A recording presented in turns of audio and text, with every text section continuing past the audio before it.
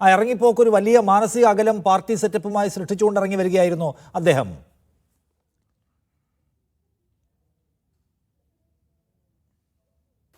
അല്ല, പാർട്ടിയായിട്ട് ഒരിക്കലും V S മാനസികമായിട്ട് പാർട്ടിയായിട്ട് അകന്നിട്ടില്ല. കാരണം വി എസ് പൊക്കിൾക്കൊടി ബന്ധം എപ്പോഴും പാർട്ടിയായിട്ടുണ്ടായിരുന്നു. കാരണം വി എസ് ഉണ്ടാക്കിയ പാർട്ടിയാണ്. പക്ഷേ പാർട്ടി നേതൃത്വം വി എസിനെ ആക്ഷേപിക്കുന്നതും കമ്മിറ്റികളിൽ ഈ പറഞ്ഞ അനാവശ്യമായ ആരോപണങ്ങൾ ഉന്നയിക്കുന്നതും ഒക്കെ കേൾക്കുമ്പോൾ ഉണ്ടാകുന്ന വിഷമം അദ്ദേഹത്തിന് നന്നായിട്ടുണ്ടായിട്ട് അദ്ദേഹം ഒരിക്കലും പാർട്ടി വിട്ടൊരു അല്ലെങ്കിൽ അത്തരമൊരു ചിന്തയിലേക്ക് അദ്ദേഹം വന്നിട്ടില്ല.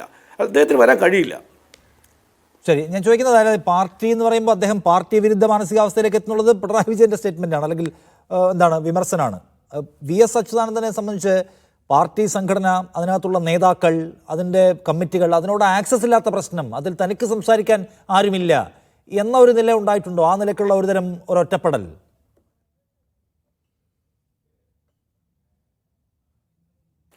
ഇല്ല, അദ്ദേഹം ഇവിടെ എന്ത് വിഷയങ്ങളുണ്ടാവുകയാണെങ്കിലും കേന്ദ്ര കമ്മിറ്റിയുടെ ശ്രദ്ധയിൽപ്പെടുത്താൻ എപ്പോഴും അദ്ദേഹം എപ്പോഴും കേന്ദ്ര കമ്മിറ്റി PBയിലും വിശ്വാസം അർപ്പിച്ചിരുന്നു. ഇപ്പോൾ നിങ്ങൾക്കറിയാം യെച്ചൂരിയും വി എസ് ആയിട്ടുള്ള ബന്ധം. യെച്ചൂരി വളരെ വാത്സല്യത്തോടുകൂടി വി എസിൻ്റെ നിലപാടിനൊപ്പം നിൽക്കുന്ന, അല്ലെങ്കിൽ യെച്ചൂരി വി എസ് എപ്പോഴും ആശ്രയിക്കുന്ന ഒരു ലീഡർഷിപ്പിൽ യെച്ചൂരിയാണ് ഉണ്ടായിരുന്നത്. സ്വാഭാവികമായിട്ടും ഇവിടെയുള്ള വിഷയങ്ങൾ യെച്ചൂരിയുടെ ശ്രദ്ധയിൽ അദ്ദേഹം എപ്പോഴും പെടുത്തുമായിരുന്നു. ഒരു പ്രതീക്ഷ ഉണ്ടായിരുന്നു അക്കാര്യത്തിൽ.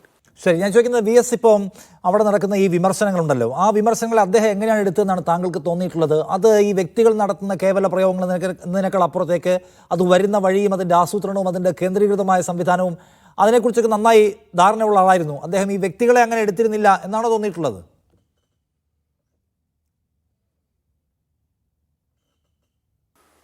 അല്ല, തീർച്ചയായിട്ടും അതിപ്പോൾ ഉൾപാർട്ടി ചർച്ചകളാണ്. അപ്പം നമുക്ക് പ്രാപ്യമല്ല അത്തരം കാര്യങ്ങൾ. സ്വാഭാവികമായിട്ട് ചില കമ്മിറ്റികളൊക്കെ കഴിഞ്ഞ് വരുമ്പോൾ വി എസ് വളരെ വിഷണ്ണനായിരുന്നു. അത് എനിക്ക് നേരിട്ട് ബോധ്യമുള്ള കാര്യങ്ങളാണ്.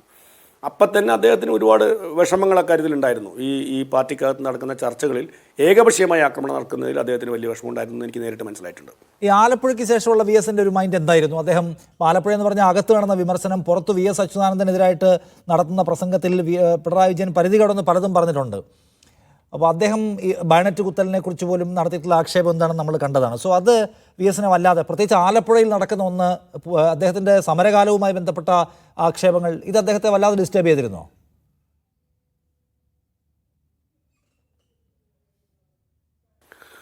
വി എസ് വല്ലാതെ വിഷമിച്ചിരുന്നു. മൈൻഡ് സെറ്റ് എന്ന് പറഞ്ഞാൽ അദ്ദേഹം നിങ്ങൾ ഈ പറയുന്ന പോലെ കടുത്ത ഒരു നിലപാടിലേക്ക് പോകാൻ ആഗ്രഹിച്ചിരുന്നില്ല.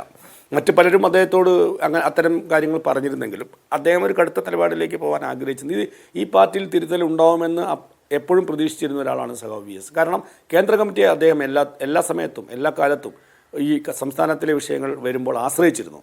അപ്പോൾ സ്വാഭാവികമായിട്ടും കത്തായിട്ടും നേരിട്ട് കമ്മിറ്റിക്കകത്ത് പറഞ്ഞിട്ടായാലും അത്തരം കാര്യങ്ങൾ അവിടെ പറഞ്ഞ് അവരെ ബോധ്യപ്പെടുത്താൻ പറ്റുമെന്നും അവിടെ നിന്നൊരു തിരുത്തലുണ്ടാവുമെന്ന് എപ്പോഴും വി എസ് പ്രതീക്ഷിച്ചിരുന്നു.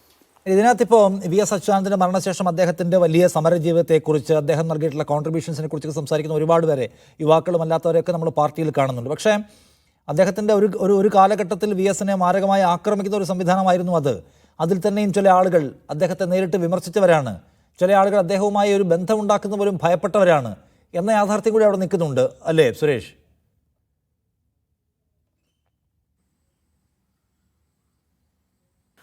അല്ല, ഒരു രസം എന്താ വെച്ചാൽ വി എസിൻ്റെ ഇപ്പോൾ പ്രതിപക്ഷ നേതാവായിരിക്കുന്ന സമയത്ത്, മുഖ്യമന്ത്രി ആയിരിക്കുന്ന സമയത്തായാലും അല്ലാത്ത സമയത്തായാലും വി എസിൻ്റെ അടുത്ത് സ്നേഹമുള്ള ആളുകൾ പോലും വി എസിൻ്റെ അടുത്ത് ഒന്ന് സംസാരിക്കാനോ ഇടപെടാനോ ഭയന്നിരുന്നൊരു കാലമുണ്ടായിരുന്നു.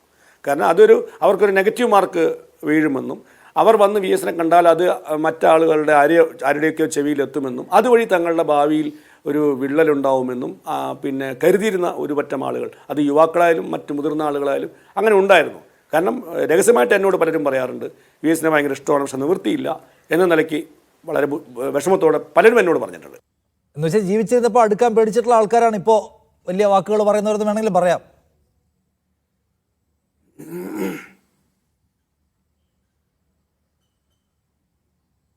അല്ല, അത് ഞാൻ പറയുന്നത് ശരിയല്ല. കാരണം അത് എപ്പോഴെങ്കിലും ഏതെങ്കിലും ഘട്ടത്തിൽ നിഷാദ് അവരോട് ചോദിക്കുന്നതായിരിക്കും നല്ലത്.